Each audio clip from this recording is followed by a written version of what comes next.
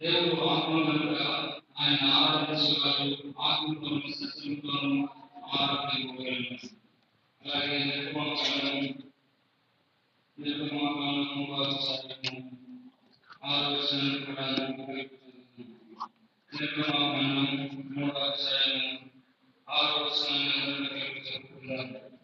మరియు ఆయన నేను మీ తండ్రి దేవుడును అబ్రహాము దేవుడును ఇస్సాకు దేవుడును యాకోబు దేవుడును అని చెప్పగా మోషే తన మోహమును పట్టుకొని దేవుని వైపు చూడవలెను.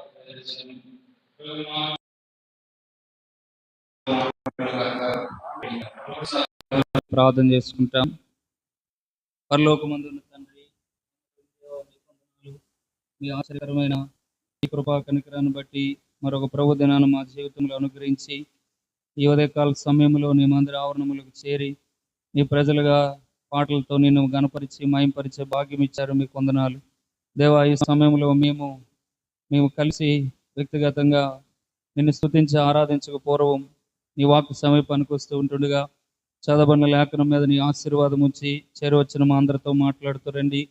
మా హృదయాలను ఆరాధన కొరకు సిద్ధపరచండి దేవా. ఈ సమయంలో నిలబడుతున్న మీ దాసునైన నేను బలహీనుడు, అయోగ్యుడును, అనేక అద్దుబాట్లు కలిగిన వాడును. నన్ను నీ రక్తంతో కడిగి పవిత్రపరిచి పలుకుటకు వాక్శక్తిని అనుగ్రహించండి. నా నోట నీ మాటలు ఉంచుతున్న వాగ్దానం అక్షరాలు నెరవేర్చి మేలు చేయమని దేవా నీ శక్తి చేత నింపి నీ మాటలు మాత్రం పలుకుటకు సహాయము చేయవలసిందిగా మహిమ ఘనత ప్రభావం మీకు ఆరోపిస్తూ మీ దయను కోరుకుంటూ యేసు ప్రభువారి శ్రేష్టమైన నామములు వందనములతో ప్రార్థిస్తున్నాను మా పరమ తండ్రి, ఆమేన్. మన ప్రభువును మనం ఆరాధిస్తూ ఉంటున్నప్పుడు ఆయన కోరుతూ ఉన్న ఆరాధన, దేవుడు ఆత్మ గనుక తను ఆరాధించేవారు ఆత్మతోనూ సత్యముతోనూ ఆరాధించవలను. దేవుడు మనం ఆరాధించినప్పుడు సత్యముతో, అంటే మన దేవుడు మనకు ఏమై ఉన్నాడో ఎరిగిన వారమై, దేవుడు మనలో ఎలాగూ ఆయన మన జీవితాలకు ఏమై ఉన్నాడు, మన జీవితాల్ని ఎట్లు ఆశీర్వదించాడు అనే సత్యాన్ని ఎరిగిన వారమై ఆ సత్యముతో కూడిన ఆరాధన దేవుడు మన నుంచి కోరుతూ ఉన్నాడు. కనుక దేవుణ్ణి ఆరాధిస్తూ ఉంటున్నప్పుడు ఆయన ఏమై ఉన్నాడు అనేది మనం ఎరిగి ఆయన ఆరాధించబద్దులమై ఉన్నాం. దాని కొరకే మనం చూస్తూ వచ్చాము. ఇక్కడ నిర్గమాకాండం 3వ అధ్యాయం 6వ వచనములో ఆయన చెబుతూ ఉన్నాడు మోషేతో, మరియు ఆయన నేను నీ తండ్రి దేవుడును, అబ్రహాము దేవుడును, ఇస్సాకు దేవుడును, యాకోబు దేవుడునని చెప్పగా, దేవుడు ఇక్కడ మోషేకి పరిచయం చేసుకొని తను తాను బయలుపరుచుకుంటూ ఉన్నాడు. నేను అబ్రహాము దేవుడును. ఎవరి దేవుడు అంట ఆయన? అబ్రహాము దేవుడు. గద్దినాల్లో మనం చూసాం ఏలియా దేవుడు అని. ఏలియా దేవుడు ఎవరు? ఏలియాకి ఎట్లా దేవుడుగా ఉన్నాడో మనకు కూడా ఆయన ఎట్లా ఉన్నాడు, మన జీవితాల్ని ఎట్లా ఆశీర్వదించాడు అని జ్ఞాపకం చేసుకుని ఆరాధన చేస్తూ వచ్చాం. ఈ దినం మన దేవుడు ఆయన అబ్రహాముకు దేవుడుగా ఉన్నాడు. అట్ ద సేమ్ టైం ఈ దినం మనకి కూడా ఆయన దేవుడుగా ఉన్నాడు.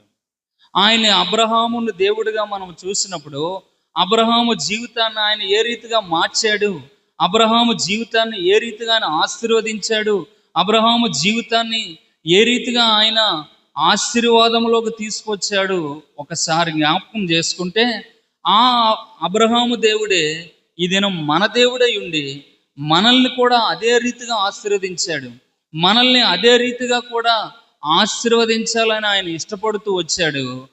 కనుక ఆ సత్యాన్ని ఎరిగిన వారమై నోరారా హృదయమార ప్రభువుని ఆరాధన చేయడానికి సిద్ధపడదాం.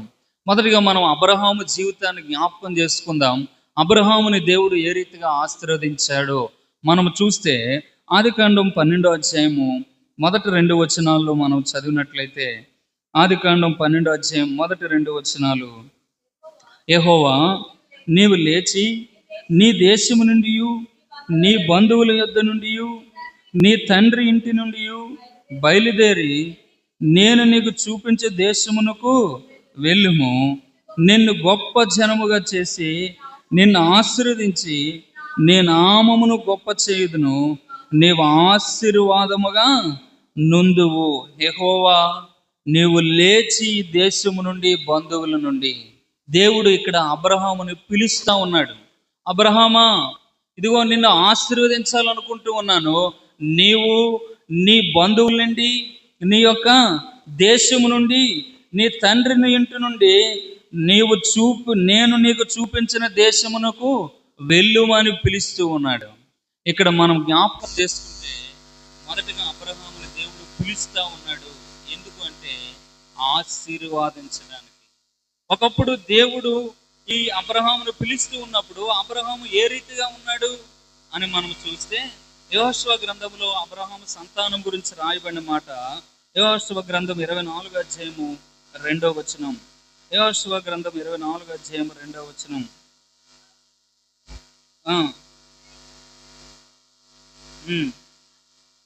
ఆది కాలము నుండి మీ పితరులు అనగా అబ్రహామునకును నాహోరుకును తండ్రి అయిన తరాహు కుటుంబకులు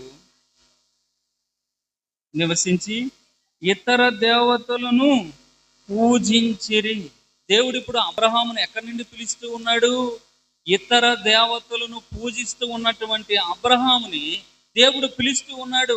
అబ్రహామా, నువ్వు విగ్రహారాధకుడిగా ఉన్నావు, విగ్రహాలని పూజిస్తూ ఉంటున్నావు, ఆ వాటిల నుంచి నువ్వు బయటికి రా, నేను నిన్ను ఆశీర్వదిస్తానని పిలుస్తా ఉన్నాడు.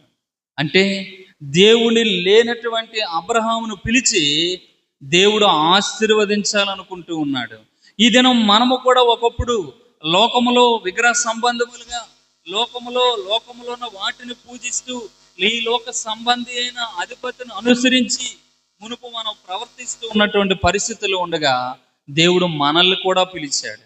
మనల్ని కూడా ఒక దినం తన సువార్త ద్వారా మనల్ని పిలిచి ఆ విగ్రహ ఆరాధనలో, లోకములో, పాపములో, శపితమైన నశించిపోయిన దానిలో, లోక 19:10 మనం చదువుతాం కదా, నశించిన దాన్ని వెదకి రక్షించడం కొరకు మనుష్య కుమారుడు ఈ లోకంలోకి వచ్చాడు. అంటే అబ్రహామును పిలిచిన దేవుడే నిన్ను నన్ను కూడా పిలిచాడు. ఎందుకొరకు మనల్ని పిలిచాడంట? పేతురు రాసిన మొదటి పత్రిక 3వ అధ్యాయము 9వ వచనం. పేతురు రాసిన మొదటి పత్రిక 3వ అధ్యాయము 9వ వచనం. ఆశీర్వాదమునకు వారసులవుటకు. దేనికి మనం పిలువబడ్డామంట? ఆశీర్వాదమునకు వారసులవుటకు. ఒకప్పుడు మనం అందరము కూడా ఆశీర్వాదానికి దూరముగా ఉన్నాం. మన పితరుడైన ఆది ఆదాము ద్వారా మానవులైన మనందరికీ కూడా పాపం అనేది సంక్రమించి ఆ పాపము ద్వారా మనం ఏమైపోతూ వచ్చినాం? ఆశీర్వాదానికి దూరం అవుతూ వచ్చాం. చూడండి, ఇర్మియా గ్రంథం 5వ అధ్యాయములు అంటాడు, మీకు మేలు కలుగుకుండుటకై మీ పాపములు మీకు కారణం. అంటే మనం ఆశీర్వాదం పొందలేకపోవడానికి, ఆశీర్వాదంలో ఉండలేకపోవడానికి కారణం ఏంటంటే మానవుని యొక్క పాపం. ఆ పాపములో ఉన్న మానవుడిని ప్రభువైన యేసుక్రీస్తు వారు పిలుస్తూ వచ్చాడు. ఇదిగో సమస్త భారం మోసుకున్న జనులారా నా యొద్దకు రండి. అపొస్తలుల కార్యములు 3వ అధ్యాయం 26వ వచనములు అంటాడు. అపొస్తలుల కార్యములు 3వ అధ్యాయము 26వ వచనం. దేవుడు తన సేవకును పుట్టించి మీలో ప్రతి వాని దుష్టత్వము నుండి మళ్లించుట వలన మిమ్మును ఆశీర్వదించుటకు. ఎందుకు దేవుడు తన కుమారుని ఈ లోకములోకి పంపించాడంటే దుష్టత్వములో ఉన్న మనల్ని విడిపించి ఆశీర్వాదించాలని. ఆశీర్వాదానికి మూలం పాపము తొలగించబడాలి.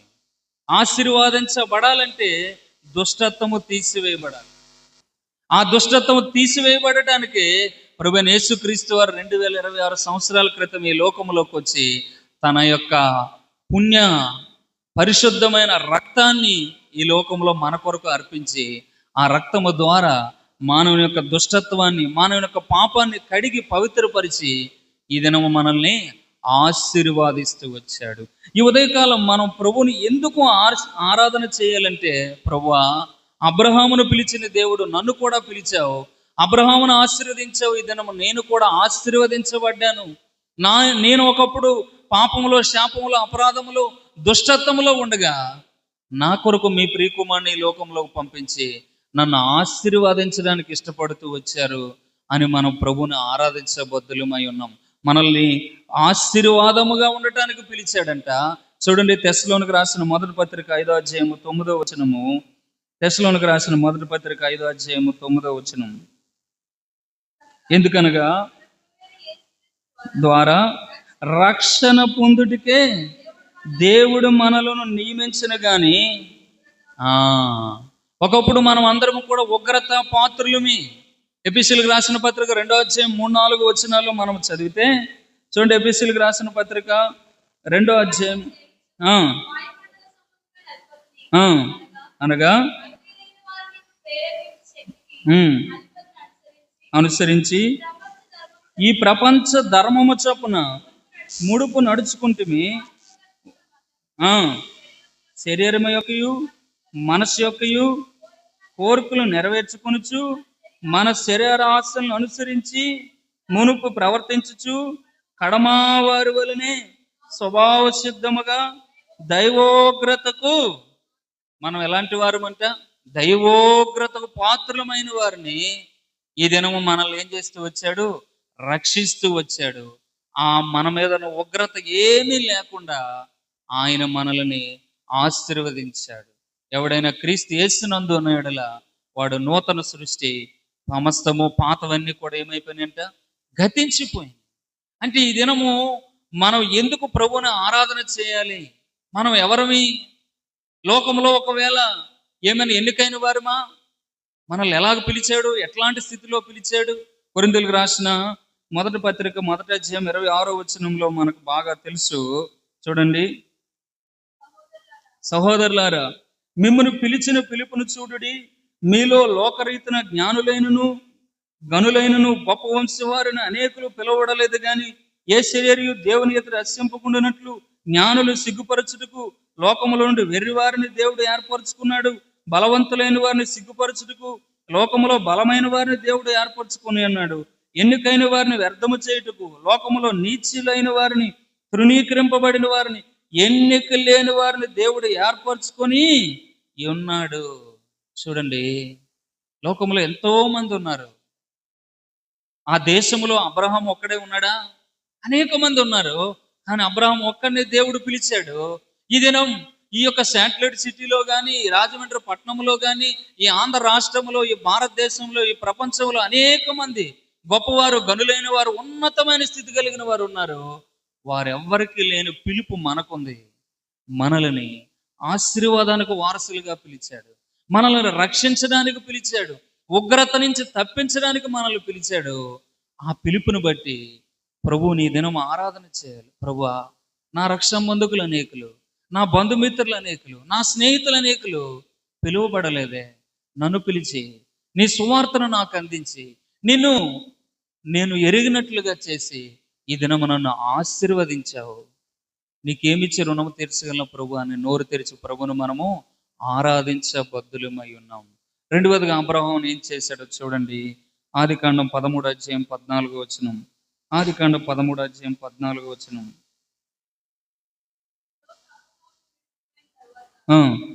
యెహోవా, ఇదిగో నీ కన్నులెత్తి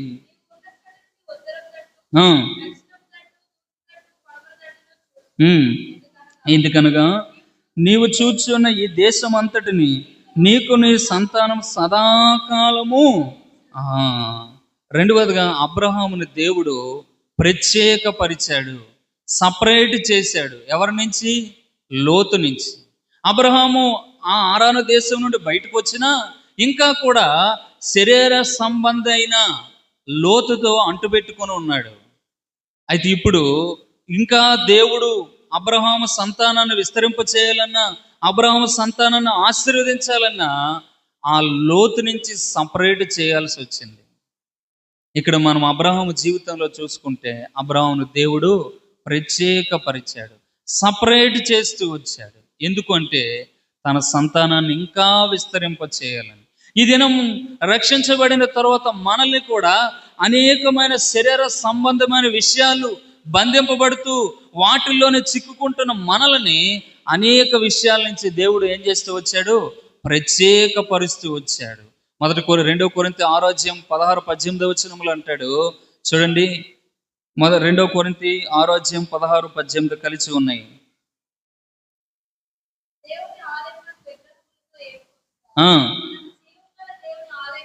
ఉన్నాము. నేను వారిలో నివసించి సంచరింతును, నేను వారి దేవుడనయుందును, వారు నా ప్రజలయుందురు. కావున నీరు వారి మధ్య నుండి బయలువెడలి ప్రత్యేకముగా ఉండుడి, అపవిత్రమైన దేనిని ముట్టకుడని ప్రభువు చెప్పుచూ ఉన్నాడు. దేవుడు ఈ దినం మనతో కూడా ఏం చెప్తూ ఉన్నాడంట? మీలో నేను ఉండాలనుకుంటున్నాను, మిమ్మల్ని విస్తరింప చేయాలనుకుంటున్నాను, మిమ్మల్ని ఇంకా ఆశీర్వదించాలనుకుంటున్నాను. మీరు వారి నుంచి బయలువెడలి ప్రత్యేకముగా ఉండుడి. ఈ దినం మనం అందరము కూడా ప్రత్యేకింపబడిన ప్రజలం. ఒకప్పుడు మనలో ఏముండేవి? గలతీయులకు రాసిన పత్రిక 5:18-19 చూస్తే శరీర సంబంధమైన విషయాలన్నీ మనలో ఉండేవి. ఏంటంట శరీర సంబంధమైనవి? అపవిత్రత, కామకత్వం, విగ్రహారాధన, అభిచారము, ద్వేషములు, కలహము, మత్సరము, క్రోధములు, కక్షలు, భేదములు, విమతములు, అసూయలు, మత్తతలు, అల్లరితో కూడిన ఇవన్నీ కూడా శరీర సంబంధులుగా ఉన్నప్పుడు మనలో ఉండేవి. అయితే దేవుడు అంటూ ఉన్నాడు, ఆత్మ ఫలమేమనగా ప్రేమ, సంతోషం, సమాధానం, దీర్ఘశాంతం, దయ, మంచితనం, విశ్వాసం, సాత్వికం. ఇవన్నీ ఎప్పుడు వచ్చినాయి మనలోకి? ఆత్మ ఫలము, ఆత్మ దేవుడైన మనలోకి వచ్చుడు ద్వారా. ఎప్పుడు ఇది జరిగింది అంటే, ఎప్పుడైతే మనం శరీర సంబంధమైన వాటి నుంచి విడమవుతూ వచ్చినామో, ఆత్మదేవుడు మనలోకి వచ్చి ఆ ఆత్మ ఫలానికి ఉన్నటువంటి ఆ గుణగణాలన్నీ కూడా మనలో ఉండడానికి సహాయపడుతూ వచ్చాడు.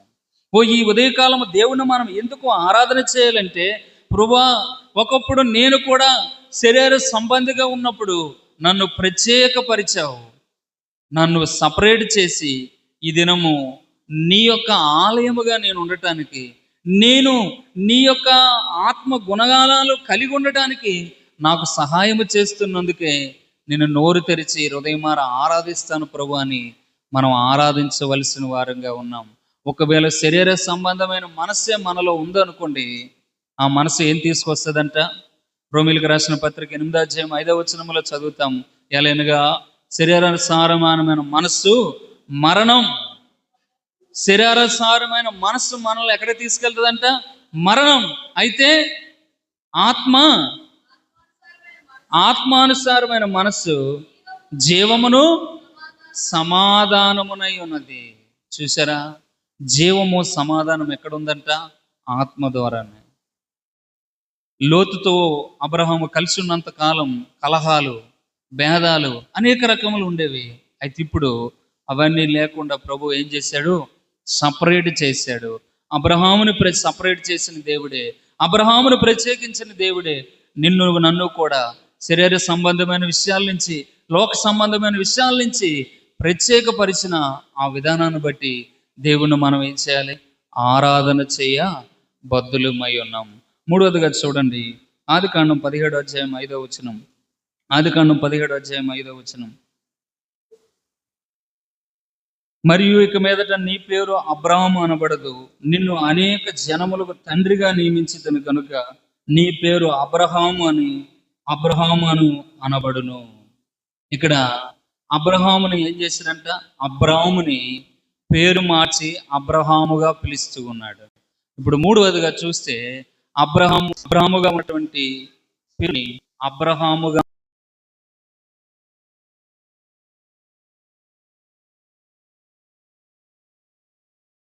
అబ్రహాముగా ఉన్నప్పుడు ఘనమైన తండ్రిగా ఉండేవాడు. ఈ దినం మనం ఎవరి పిల్లలమని పిలువబడుతున్నాం? దేవుని పిల్లలం. ఈ దినము లోకంలో క్రైస్తవులకి ఎంత ఆధిక్యత ఉందో చూడండి. లోకస్తులుగా లోకంలో ఉన్నప్పుడు, లోక సంబంధులుగా ఉండేటప్పుడు మన తండ్రి ఈ లోకాధికారి. కానీ ఈ దినము మనము దేవుని పిల్లలమయ్యాం. ఎవరు పిల్లలమయ్యామంట? దేవుని పిల్లలం. ఈ ఒక పేరుని బట్టే దేవుణ్ణి మనం ఏం చేయాలా? మహిమపరచబడాలి కదండి. దేవుణ్ణి ఘనపరచాలి, దేవుణ్ణి ఆరాధన చేయాలి. ఒక ప్రెసిడెంట్ కొడుకో, ఒక ఎమ్మెల్యే కొడుకో ఏమవుతారండి? చాలా హుందాగా ఫీల్ అయ్యి మేమంటే ఎవరు అనుకున్నారు, మేము ఎవరి పిల్లలం అనుకున్నారని గర్విస్తారే.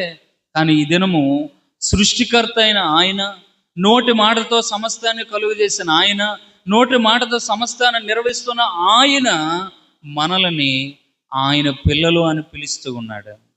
ఈ పిలుపుని బట్టి దేవుని మనం ఏం చేయాలి? ఆరాధన చేయాలి. ప్రభువా, అబ్రహాముగా పిలిచిన దేవుడు ఈ దినము నన్ను కూడా ఒకప్పుడు లోక సంబంధిగా, మన పేర్లు కూడా కొంత మార్చబడుతూ వచ్చాయి కదండి. ఒకప్పుడు లోకములో ఉన్నప్పుడు విగ్రహ సంబంధికులుగా అనేక రకమైన నామకార్థం పేర్లు మనకు ఉండేవి. కానీ ఈ దినము పేర్లు మారుతూ వచ్చాయి.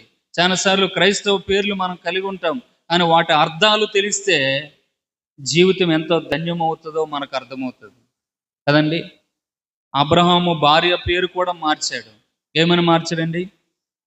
సారాయి నుంచి సారాయి నుంచి సారాగా మార్చిన తర్వాత సారా ఏమైంది? ఇప్పుడు రాజకుమారి. అంటే ఇప్పుడు సారా అని పేరు కలిగిన వారందరూ ఏం పేరు? ఎవరండి? రాజకుమారి. అంటే మన పేరును బట్టి, మనకు కలిగినటువంటి ఆ పేరును బట్టి మనం అతిశయించి దేవుని మనం ఏం చేయాలి? ఆరాధన చేయాలి. నిజంగా లోకంలో మనలో ఏ రీతిగా కూడా ఎన్నిక లేని మనల్ని ఆయన పిల్లలు అని ఆయన పిలుస్తూ ఉన్నప్పుడు, అబ్రహాము దేవుడిగా ఉన్న ఆయనే మన దేవుడిగా ఉండి మనల్ని పిలుస్తున్నప్పుడు నిశ్చయముగా మనం ఆయన ఆరాధించి ఘనపరచబద్దులమై ఉన్నాం. ప్రభువా, నిజంగా ఒకప్పుడు లోకంలో ఉన్నప్పుడు పలానా పేరుతో లోకంలో ఇష్టానుసారంగా లోక సంబంధి ఆ అధిపతికి అనుసరించి, ఆ లోకంలో ఉన్న తండ్రికి అనుసరించి నేను జీవిస్తూ వచ్చాను. అయితే ఇప్పుడు నీవే నాకు తండ్రి అయ్యావు. ఎలాగ మనకు తండ్రి అయ్యాడు ఆయన? యేసు ప్రభువారు మనకు తండ్రి ఎలా అయ్యాడు? ఎలా అయ్యాడండి?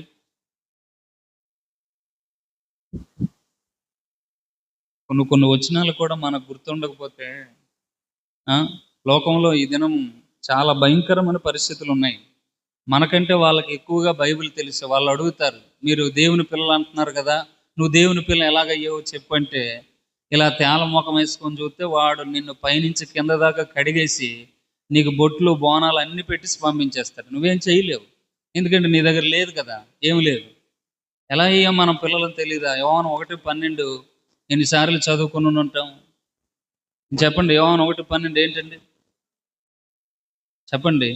తన్ను ఎందరు అంగీకరించారో, అరే కరెక్ట్గా చెప్పండి, ఆ మాట తీసేని చదవండి. తన్ను ఎందరు అంగీకరించారో వారికి అందరికీ, అనగా తన నామమందు విశ్వాసం ఉంచిన వారికి ఏ అధికారం అంట? ఉందా లేదా? మన అందరికీ అధికారం ఉందండి. ఎప్పుడైతే మనం ఆయన్ని విశ్వసించామో, ఆయన అంగీకరించామో, ఏమని అంగీకరించాము? నా అప్పులన్నీ తీర్చాడండి, నా రోగం పోగొట్టాడండి. ఇదే అంగీకారమా? ఏమని అంగీకరించాలి? అద్వితీయ సత్యదేవుడు అయిన నిన్నును నీవు పంపిన యేసుక్రీస్తుని ఎరుగుటే అద్వితీయ సత్యదేవుడు అని ఎరగాలి. ఆయన అద్వితీయుడు, ఆయన ఒక్కడే దేవుడు, ఆయన తప్ప వేరే దేవుడు లేడని ఎరగాలి. అట్ ద సేమ్ టైం ఆయన ఒక్కడే మానవుల పాపముల కొరకు ఈ లోకంలో జన్మించి, మానవుని పాపముల నిమిత్తం ఈ లోకంలో సిలువ వేయబడి, మరణించి సమాధి చేయబడి 3వ దినం లేచాడని ఇది మనం ఎరగవలసిన వారంగా ఉన్నాం. 2 వారాల క్రితం బైబిల్ స్టడీలో కూడా నేను చెప్పాను, ఏమని ప్రభును మనం ఎరగాలి అని. ఈ దినాల్లో చాలా కఠినమైన పరిస్థితులు, క్లిష్టమైన పరిస్థితులు బయట ఉన్నాయి. మన దేవుని గురించి మనం ఎరగలేకపోతే మనం ఈ లోకంలో క్రైస్తవులుగా కొనసాగలేము. క్రైస్తవుడు అంటే అర్థం ఏంటండి? ఎవరు క్రైస్తవులుగా పిలువబడ్డారంట? మొట్టమొదటిగా శిష్యులు క్రైస్తవులుగా పిలువబడ్డారు. శిష్యుడు ఎవరు? గురువులాగా జీవించేవాడు. మరి ఇప్పుడు గురువు ఎవరో తెలియకపోతే మనం ఏం శిష్యులు అయ్యాం? ఏమండి, గురువు అంటే అర్థం ఏంటి? గురువు ఎలా వస్త్రధారణ ధరించాడు, గురువు ఎలా మాట్లాడుతున్నాడు, గురువు ఎలాగో ప్రవర్తించాడు, ఇవే కదా. వాటిని చూసి వాళ్ళు క్రైస్తవులు అన్నారు. ఈ దినం మనకి ఆ అధికారం ఉంది. దేవుని పిల్లలయ్యే అధికారాన్ని ఆయన మనకి ఇచ్చాడు. ఆ అధికారం కలిగిన మనము ఏ విషయంలో భయపడనక్కర్లేదు. ఎందుకో తెలుసా? యాకోబు 1:17 అంటాడు, జ్యోతిర్మయుడకు తండ్రి ప్రతి శ్రేష్టమైన ఈవియు పర సంబంధమైన ప్రతి వరమును జ్యోతిర్మయుడకు తండ్రి వద్ద నుండి వచ్చుచూ ఉండెను. ఆయన పిల్లలము మనం అయ్యామనే నిర్ధారణ మనకు అధికారము కలిగినప్పుడు మనం ఏ విషయంలో ఈ లోకంలో భయపడనక్కర్లేదు. ఆయన సర్వ సమృద్ధిని కూడా మనకి ఇచ్చే దేవుడు. కనుక ఈ ఉదయకాలం ప్రభువును మనము ఆరాధన చేయాలి. మొదటిగా అబ్రహామును పిలిచాడు, మనల్ని కూడా పిలిచాడు. అబ్రహామును ఆశీర్వదించడానికి పిలిచాడు, మనల్ని కూడా ఆశీర్వదించడానికి పిలిచాడు. అబ్రహామును ప్రత్యేకపరిచాడు, అబ్రహాము సంతానాన్ని విస్తరించాలని. మనల్ని కూడా ప్రత్యేకపరిచాడు, మనలో ఉండి మనల్ని నడిపించాలని. మూడవదిగా అబ్రహాము పేరు మార్చాడు, మన పేరు కూడా ఈ దినం మార్చాడు. మనము కూడా ఒకప్పుడు లోక సంబంధులుగా ఉన్నాం, మనం ఈ దినము ఆయన సంబంధులుగా పిలువబడుతూ ఉన్నాం. నాలుగవదిగా చూడండి, యెషయా గ్రంథం 41:8. యెషయా గ్రంథం 41:8. త్వరగా తీయండి.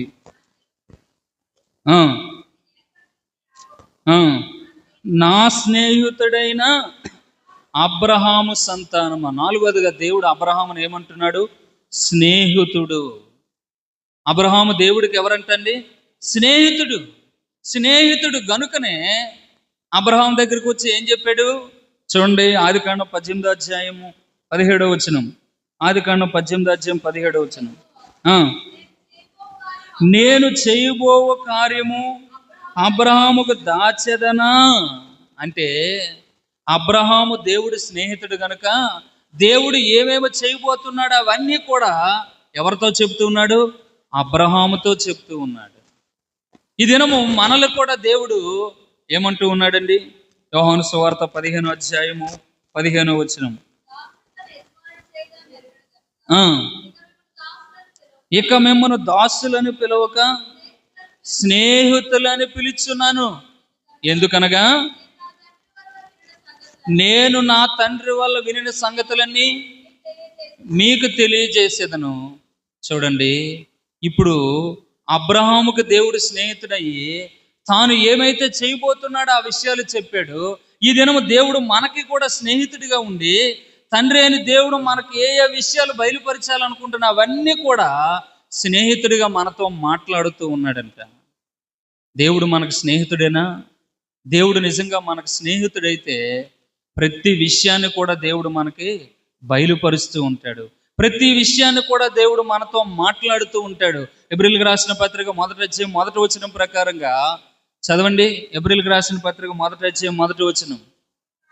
పూర్వకాలమందు నానా సమయముల్లో నానా విధములుగా ప్రవక్తల ద్వారా మన పితరులతో మాట్లాడిన దేవుడు ఈ దినముల అంతమందు కుమారుని ద్వారా మనతో మాట్లాడుతూ ఉన్నాడు. ఎవరా కుమారుడు? యోహాను 1:1 ప్రకారంగా ఆదియందు వాక్యముండెను, వాక్యము దేవుడై ఉండెను, వాక్యము దేవుని వద్ద ఉండెను, వాక్యమే దేవుడై ఉండెను. 14 ఆ వాక్యమే శరీరధారి కృపాసత్య సంపూర్ణుడిగా. ఈ దినము దేవుడు మనకు స్నేహితుడే గనుక అనుదినము తన వాక్యముతో మనతో ఏం చేస్తూ ఉన్నాడు? మాట్లాడుతూ ఉన్నాడు. తన వాక్యముతో మనల్ని బలపరుస్తూ ఉన్నాడు. తన వాక్యముతో ఆ సంగతులన్నీ కూడా మనకు బయలుపరిచేవాడిగా ఉంటున్నాడు. యోహాను సువార్త 1:18 కూడా అదే చదువుతాము. ఎవడనో ఎప్పుడు తండ్రిని చూడలేదు, అద్వితీయున్న ఆయనను బయలుపరిచెను. ఈ దినము వాక్యము ద్వారా ఆ తండ్రి గురించిన సంగతులన్నీ, దేవుని గురించిన సంగతులన్నీ కూడా మనకేమవుతున్నాయి? బయలుపరచబడుతూ ఉన్నాయి.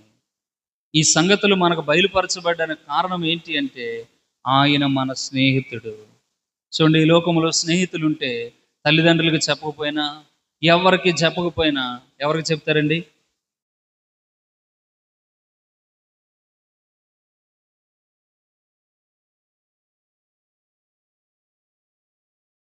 అంటే ఆ స్కూల్కి వెళ్ళి వాడు గొప్పగా చదవకపోయినా పర్వాలా, ఆ స్కూల్లో వాడు వెళ్ళి చదివితే ఆ స్కూల్లో తనకు ఫ్రెండ్షిప్ ఏర్పడుతుంది కదా, ఆ ఫ్రెండ్షిప్ను బట్టి తప్పకుండా వాడి జీవితం సెటిల్ అయిపోద్ది అనమాట.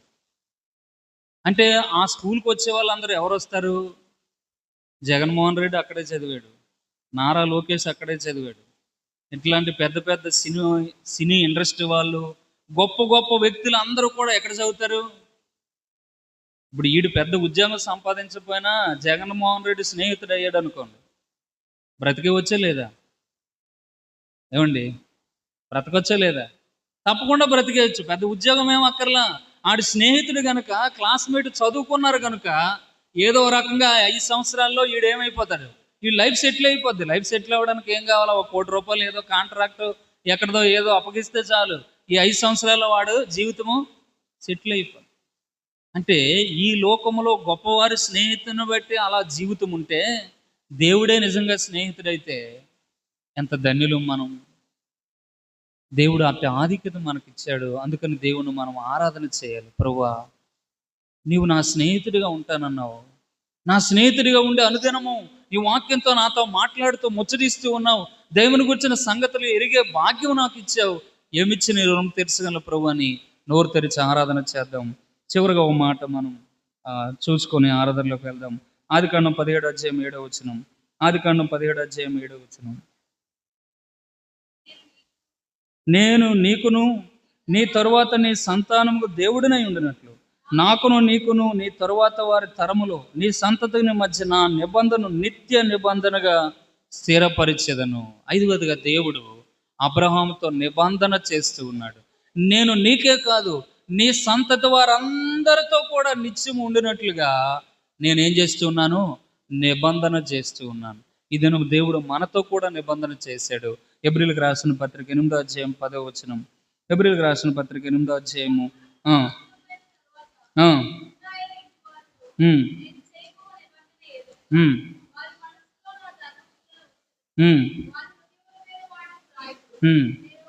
నేను వారికి దేవుడినై ఉండును, వారు నాకు ప్రజలై, నేను వారికి దేవుడునై ఉందును, వారు నాకు ప్రజలై ఉందురని దేవుడు మనతో ఏం చేస్తూ ఉన్నాడు? నిబంధన. ఎప్పటి వరకు ఈ నిబంధన? ఈ లోకం వరకే కాదు, ఈ లోకం విడిచిన తరువాత కూడా నిత్యము ఆయన మనతో ఉండబోతూ ఉన్నాడు. ఆయన అదే కదా యోహాను 14 మొదటి 2 వచనాల్లో ఏం చెప్పాడు? మీ హృదయంలో కలవరపడనియద్దు, ఇదిగో మీ కొరకు స్థలము సిద్ధపరచ వెళ్ళుచున్నాను, నేను మరలా వచ్చి నేనుండి స్థలంలో మిమ్మల్ని తీసుకెళ్ళుటకు మరలా రాబోతున్నానని చెప్పాడు. ప్రకటన గ్రంథం 21 కూడా మనం చదువుతాం ఆ మాట చదవండి, ఆరాధనలోకి వెళ్దాం. ప్రకటన గ్రంథం 21 మొదటి వచనం. అంతటా నేను క్రొత్త ఆకాశమును క్రొత్త భూమిని చూచితిని, మొదటి ఆకాశం మొదటి భూమి గతించిపోయాను, సముద్రమునికి లేదు. మరియు నేను నూతనమైన యెరూషలేము అనే పరిశుద్ధ పట్టణం తన భర్త కొరకు అలంకరింపబడిన పెండ్లి కుమార్తె వలె సిద్ధపడి పరలోకమందని దేవుని వద్ద దిగువచ్చును చూచింది. అప్పుడు ఇదిగో దేవుని నివాసం మనుషులతో కూడా ఉన్నది, ఆయన వారితో కాపురముండును, వారు ఆయన ప్రజలయుందురు, దేవుడు తానే వారి దేవుడయుండి వారికి తోడయుండును, ఆయన వారి కన్నులు ప్రతి బాస్యందును తుడిచివేయును, మరణం ఇక ఉండదు, దుఃఖమైన ఏడుపైన వ్యాధైనను ఇక ఉండదు, మొదటి సంగతులు గతించిపోయినని సింహాసనములో వచ్చిన గొప్ప స్వరము చెప్పుట వింటిని.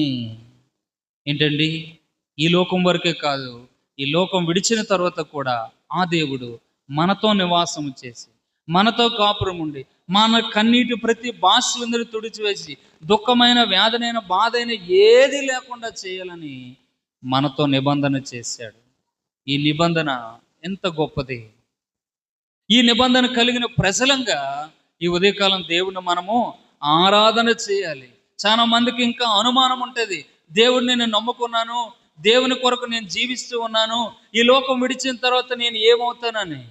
నీకు ఏమి అనుమాన పడక్కర్లా, ఏమి భయపడక్కర్లా. నువ్వు ఒక్క మాట ఏ రోజైనా చదివితే నిశ్చయంగా నీకు ధైర్యం వస్తుంది. లూకా సువార్త 16:22 మనకు ఒక మాట ఉంది కదా. లూకా సువార్త 16:22. ఆ దరిద్రుడు చనిపోయి దేవదూతల చేత అబ్రహాము రొమ్మున ఆనుకోవడానికి ఎవరైనా దరిద్రుడు. అంటే ఈ లోకంలో దరిద్రుడిగా జీవించినా, ఏమీ లేనివాడిగా జీవించినా, ఈ లోకం విడిచిన ఎమ్మటే ఆ దరిద్రుడు ఎక్కడ ఉన్నాడంట? మనం కూడా ఒక దినం ఎక్కడ ఉండబోతున్నాం? ఉందా లేదా ఈ నిరీక్షణ? ఏమండి, ఈ నిరీక్షణ కలిగిన ప్రజలం మనకి ఎక్కడి నుంచి వచ్చింది ఈ నిరీక్షణ అంటే, ఆ దేవుడు మనతో చేసిన నిబంధన ద్వారా. కనుక ఈ దినం ఈ లోకంలో మనకు శ్రమైన, బాధైన, ఆ లాజరులాగా ఒంటి నిండా రోగం ఉన్నా, తినడానికి తిండి లేకపోయినా, ఏ పరిస్థితులున్నా ఈ లోకం ఒక దినం విడిస్తే ఆయనతో పాటు యుగయుగాలు ఉంటామని శుభప్రదమైన నిరీక్షణతో మనం ఈ దినం ఇక్కడికి వచ్చాం. కనుక అట్టి నిరీక్షణ ఇచ్చి అట్టి నిబంధన చేసిన దేవుణ్ణి మనము ఆరాధించబద్దులమై ఉన్నాం. ఒక్కసారి మనం ఈ వాక్య వెలుగులో ఆత్మతో సత్యంతో ప్రభువును ఆరాధించడానికి పూనుకుందాం. దేవుడు అంటున్నాడు, నేను అబ్రహాము దేవుడును, ఇస్సాకు దేవుడును, నేను మీ దేవుడును కూడా. ఇదిగో అబ్రహామును పిలిచాను, మిమ్మల్ని పిలిచాను. అబ్రహామును ప్రత్యేకపరిచాను, మిమ్మల్ని ప్రత్యేకపరిచాను. అబ్రహాము పేరు మార్చాను, మీ పేరు మార్చాను. అబ్రహాము స్నేహితుడిగా ఉన్నాను, మీకు స్నేహితుడిగా ఉన్నాను. అబ్రహాముకు నిబంధన చేశాను, మీకు నిబంధన చేశాను. ఇప్పుడు నేను చెప్పండి, నన్ను ఆరాధిస్తారా లేదని మన మధ్యన కూర్చొని ఆయన అడుగుతూ ఉన్నాడు. ఇప్పుడు మనం ఏం చేయాలా? నోరు తెరిచి హృదయమారా, అవును ప్రభువా, వాస్తవమే, ఇవన్నీ నేను నా జీవితంలో అనుభవిస్తూ ఉన్నాను.